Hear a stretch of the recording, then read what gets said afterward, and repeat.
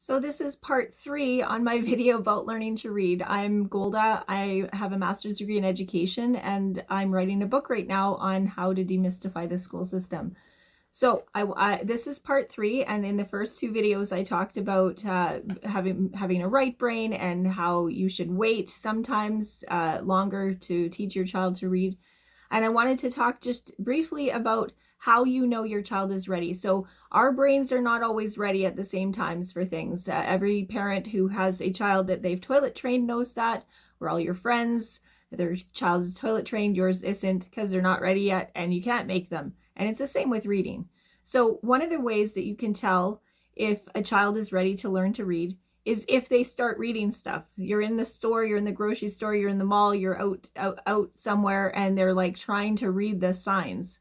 That's a good way to tell that your child has learned to read, their brains are ready to learn to read.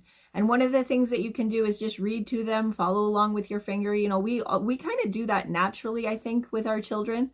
Make sure that you have literature that they can read and can interpret, and you know, there's lots of TV shows out there and things like that that help kids learn to read, like Sesame Street.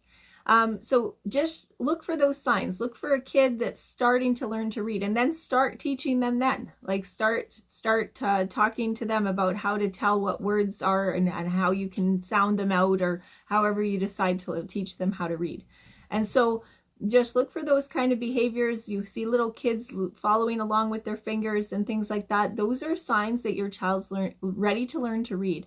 And it really doesn't take as much. So those parents out there who think that they're not capable of teaching their child to read, you've been doing it all this time. You've read them bedtime stories. You read to them. You help them interpret words on the wall and things like that. That's what it takes to learn to read, or to teach reading. So you are perfectly capable of it. You've taught them how to eat. You've taught them how to use a toilet. You've taught them how to walk. You've taught them how to do lots of things.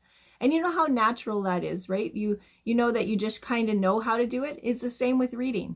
And if you have a hard time with that, you can always hire a tutor. I don't want anyone to not homeschool their kids because they think, I can't teach reading, because you can. So just look for those signs. Make sure that you know that some kids learn later than others, and that's okay. And if you need any help, reach out and I can talk you through it. Thanks. And also check out my website, demystifyingeducation.com, because there's lots of resources on there that can help.